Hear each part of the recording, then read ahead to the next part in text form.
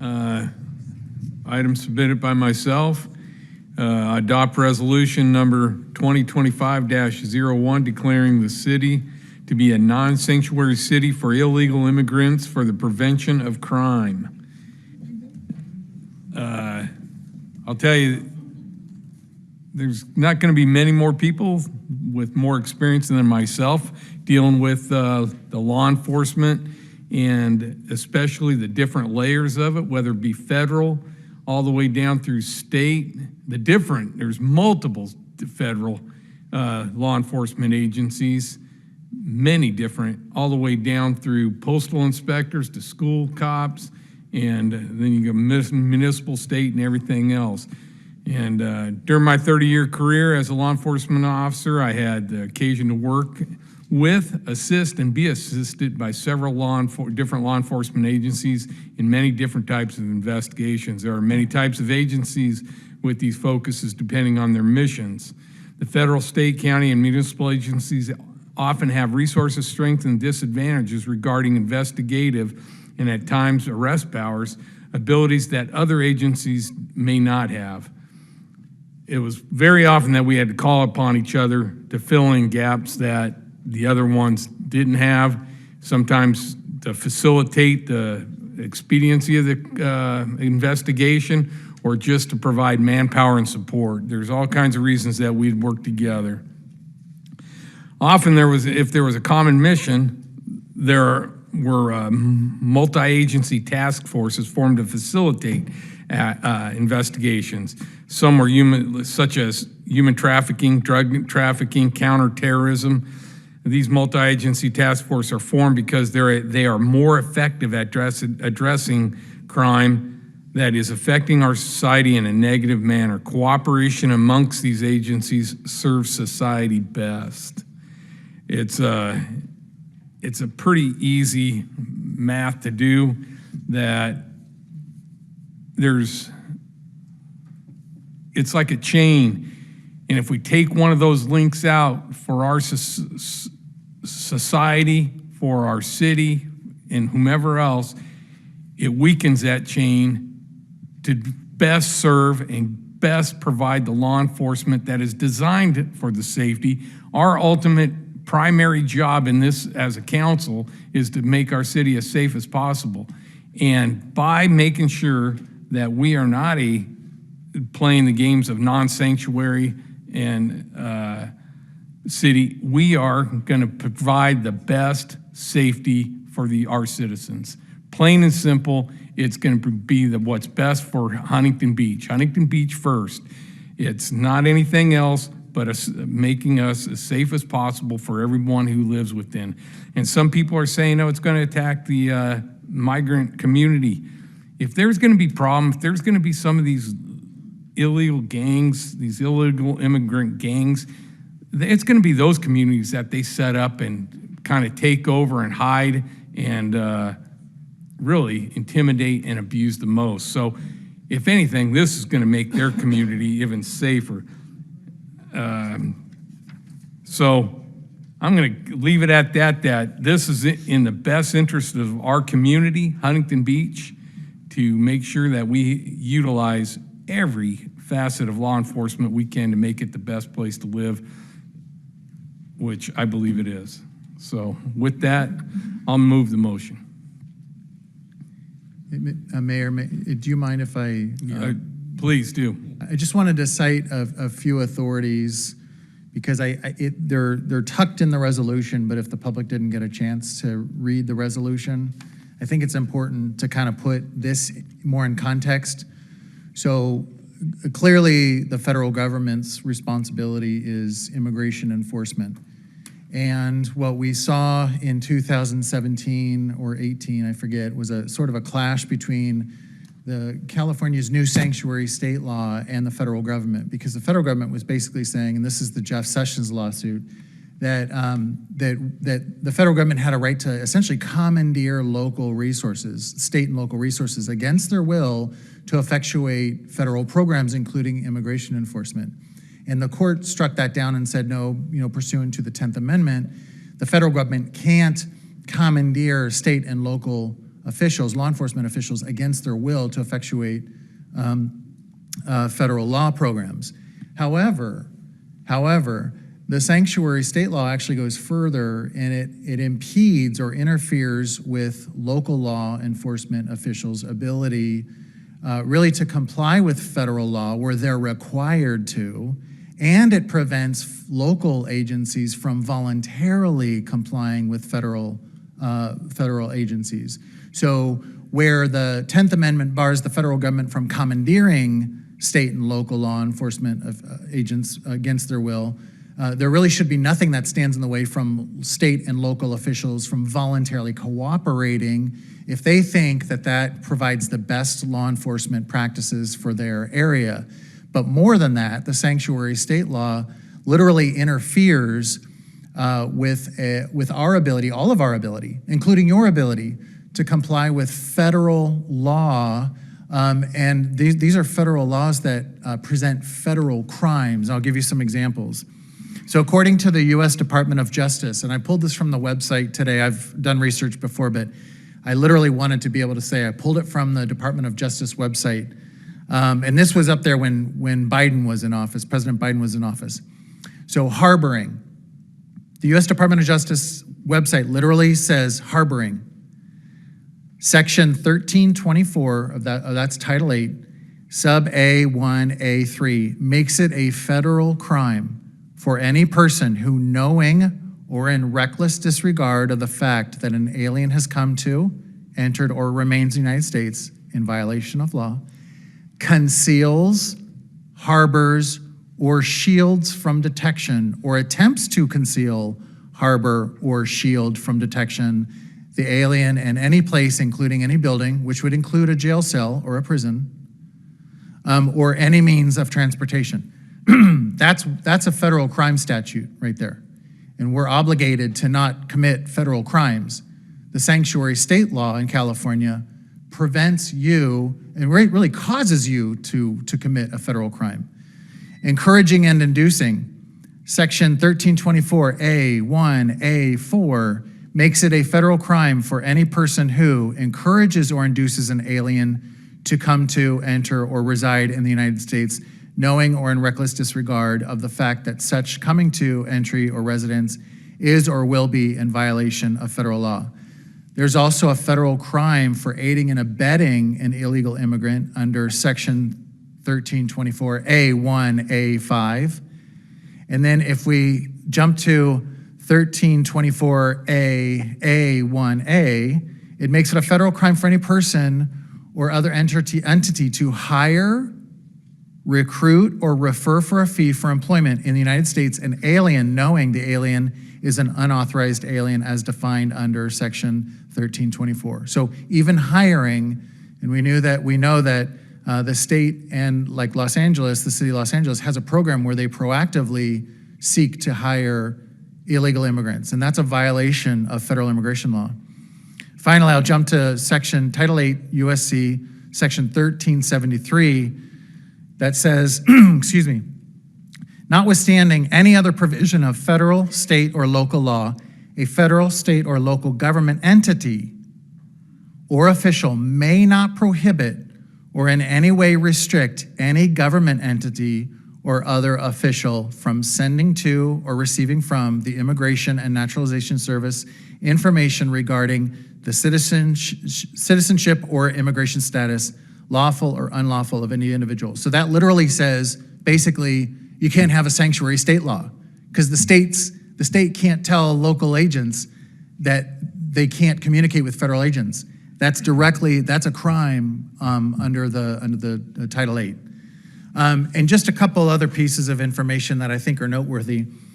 So I know Attorney General Bonta is making a lot of strong statements about the sanctuary state law, trying to defend it, and he's coordinating with Newsom to try to Trump-proof California.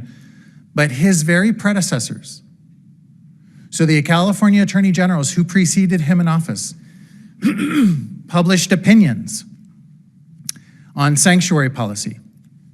In 1992, the California Attorney General published an opinion that said, due to the supremacy clause of the United States Constitution, a city may not prohibit its officers and employees from cooperating in their official capacities with Immigration and Naturalization Services investigations, detention, or arrest procedures relating to alleged violations of the civil provisions of the federal immigration laws.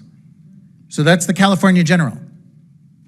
And nothing has changed, as far as I know, with the United States Supremacy Clause and Title VIII, because it's specifically referring to Title VIII USC Section 1324.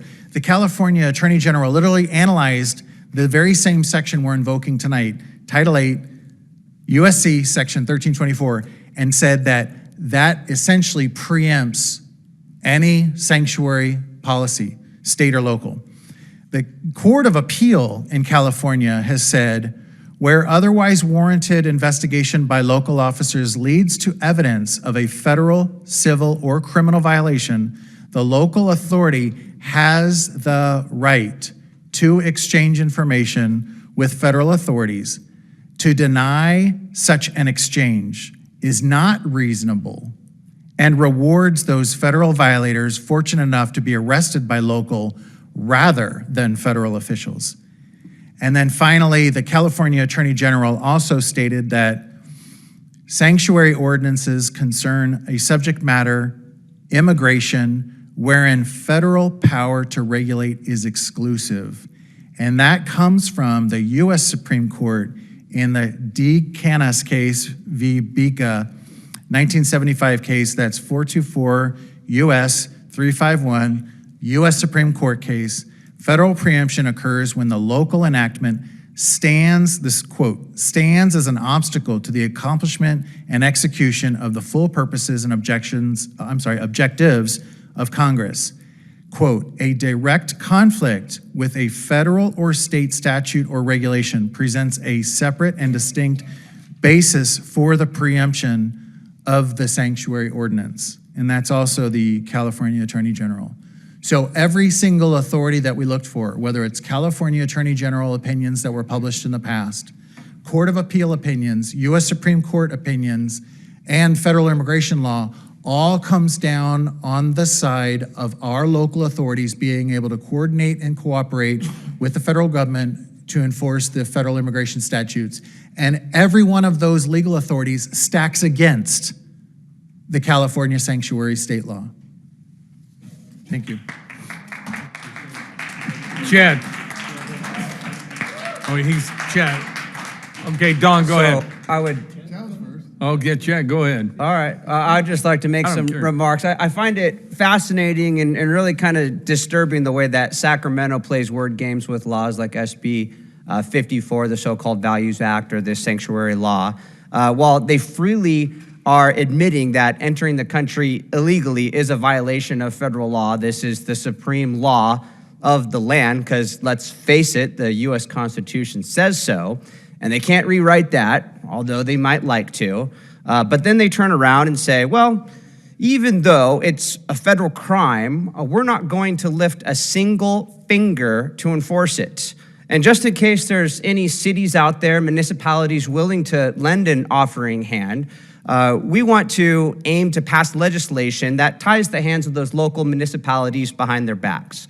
By way of analogy, this is like acknowledging that your house has been set on fire.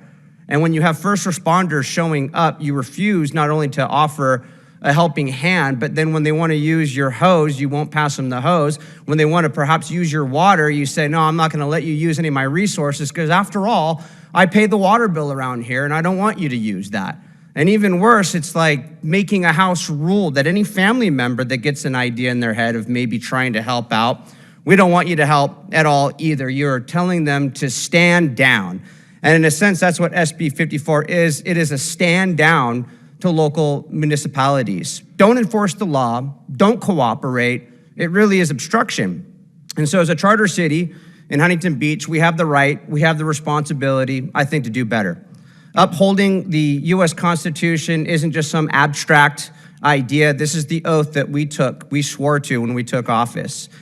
If we want to voluntarily cooperate with federal authorities to protect our community, that is absolutely our prerogative.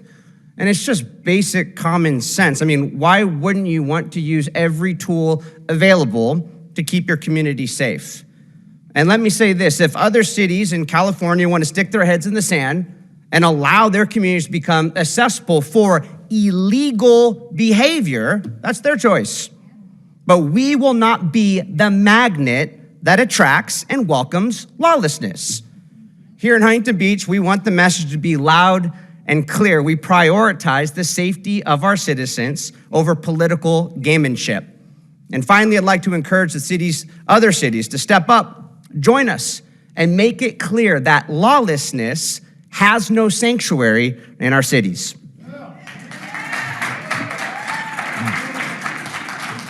All right, Don, can you add to that? That's tough to follow. Thank you. Thank you, Councilman Williams. I'm just going to make 3 undisputable points. Number 1, it's been said, government's top priority is public safety. That's not disputable. Fact number 2, that although it's stated that they commit far fewer crimes, I think everybody would agree that even one crime that's preventable because somebody shouldn't be here must be enacted to protect all citizens, even if it's just one crime, because if you are the recipient of that crime, it's going to change you and your family's life forever. And the final fact is cooperation with law enforcement is a must. Cooperation will bring the greatest level of safety to the citizens, and to deny cooperation it's incorrect. And on a final note, there's only 12 sanctuary states, maybe 11, possibly 12, depending on the definition. That leaves the majority of the United States do not adhere or want to adopt the values of a sanctuary state. I think that says something. Tony? Oh, by the way, Tony arrived. Hey, just got back. Straight from Washington, D.C. Thank you. First and foremost, I want to thank Mayor Pat Burns for bringing this forward. As he said in his opening, it's about keeping Huntington Beach safe, and this is what this is about. We're elected to make sure we keep Huntington Beach safe. Number 2, I want to commend President Trump coming forward. And he's going to enforce our federal immigration laws once and for all. And I'm proud to say that, to stand with President Trump, and I'm proud to stand against Attorney General Rob Bonta and Governor Newsom, who are doing everything they can when the state comes down on us because we fight for our city. I think it's pretty hypocritical for the state to now, when they don't agree with the federal government, to go after the federal government. And I just want to say I'm proud that President Trump is President Trump, and he's going to follow through and enforce our federal immigration laws. And I'm glad and honored to support this measure. And again, I thank Pat Burns, Mayor Pat Burns, for bringing this forward. It's good for the city of Huntington Beach. All right. Oh, Yeah, Case. I want to turn. So, no, I just want to start with the hypocrisy of like the comments and emails we've received over the past year regarding this is like truly something to behold. So you guys remember last year we signed the letter of solidarity with Texas over their efforts to support and defend their border. And at that point we were admonished and told that the federal government through the supremacy clause was in charge of the border and immigration, and therefore we had no right to weigh in on the matter. Now when the shoe's on the other foot with Trump in office, California through its sanctuary state policy is now telling us that we cannot cooperate with the federal government regarding immigration and crime related thereto. And California is violating our local control as a charter city and dictating how our police department operates. It must be nice to have it both ways. And like I said, the hypocrisy is truly breathtaking. Some are even saying that our declaration of a non-sanctuary city is racist and bigoted. But that comment in itself is racist, as it presupposes that all of the illegal immigrants coming across our border are of the same ethnic background, when in fact, illegal immigrants from over 140 countries have come across our border illegally under the Biden regime, according to Border Patrol Chief Jason Owens. Our position in the Texas letter and here in the non-sanctuary city declaration pertains to the crime element of illegal immigration and its impact on our Huntington Beach community. That's it. Our non-sanctuary city policy is a local public safety issue and simply says that if someone is arrested for a crime and they are in our country illegally, that Huntington Beach will not interfere with federal support in enforcing the law. California's sanctuary state policy violates federal law and endangers communities by releasing individuals who were arrested for committing a crime back into the community instead of holding them as required by federal law, which endangers our residents. That's it. Mr. Butch. Real quick. Public safety is proactive.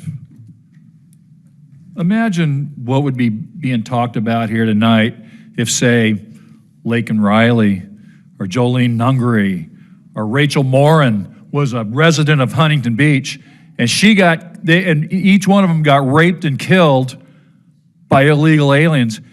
There'd be a whole different argument going on in here by why weren't we proactive? And one other thing, we all up here said, when we take our oath of office, we raise our hand and we swear to defend and uphold the Constitution of the United States. What the state of California is forcing down the throats of Huntington Beach and the citizens of Huntington Beach and the public officials of Huntington Beach, we're violating our oath. We are not being allowed to uphold and defend the Constitution of the United States. That's all I got to say. Mayor, can I just say one more thing? Okay. So just for context for the record, it's important. So there's 3 million illegals, according to the U.S. Department of Homeland Security, 3 million in California. We're number one in the nation in terms of our illegal immigrant population. The LA fires, the local officials are now pointing to, at least in one case, those devastating fires that we've been talking about for the past couple of weeks. In one case, one of them was started by an illegal immigrant with a blowtorch. The local officials, including the district attorney, Hochman, they are not coordinating with the federal government with regard to that suspect because of the sanctuary state law. And so this is on our doorstep. This is not some theoretical potential threat. When people say conflict of laws, that we're getting involved in a conflict, look, the sanctuary state law itself creates a conflict of laws because you either comply with the sanctuary state law of California or you comply with the federal immigration laws. If you comply with the sanctuary state law of California, you're necessarily violating federal law. If you comply with the federal laws under Title VIII, like I read earlier, you're necessarily violating the sanctuary state law. So it's Sacramento who created the conflict of laws. And one thing I really want to stress, I'm in court every single day defending our police officers in their civil suits. When Tom Homan takes to the camera and to the podium and says that we're going to go after state and local law enforcement officials as aggressively as we are the immigrants themselves, because it's the law enforcement officials who are violating federal law. When he says he's going to go after them as aggressively, make arrests and prosecute them for violating federal law, that hits home. Because we defend our cops, we're proud of our cops, and we want to protect our cops. To allow them to be in legal jeopardy, because of the sanctuary state law, I think is absolutely unacceptable. And so I'm proud of what you brought, and I support this obviously in defense of our police officers. And one thing I'll note as a retired cop is it was always told to us, you cannot receive and accept and carry out an illegal order. If somebody told me to do something that was illegal, I don't care if I was a rookie or a 30-year experienced cop, you weren't exempt from breaking the law. If you broke that law, and even if it was ordered by the chief of police, you were going to be held accountable for breaking the law. And this is tantamount to an illegal order, and those who obey it better be prepared, because I was trained that you better know your stuff and you better refuse an illegal order when the time came, if you ever got one. And it's the right thing to do. You're not supposed to break the law, plain and simple, at any level. So, Gracie, I think you're the closer. Thanks, Pat. So several people came out here and said, fill our potholes, they're being filled. Pave our streets, they're being paved. Well, we like to have nice, boring meetings like many other cities.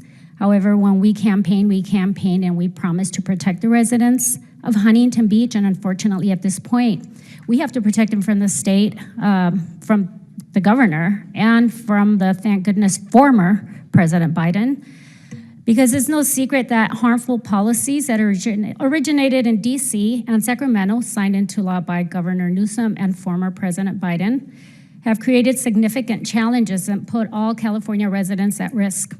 These policies have left us with no choice but to file lawsuits and bring forward resolutions to protect the rights and well-being of the residents of Huntington Beach. Our unwavering goal is to make Huntington Beach the safest possible for our residents, businesses, and visitors alike.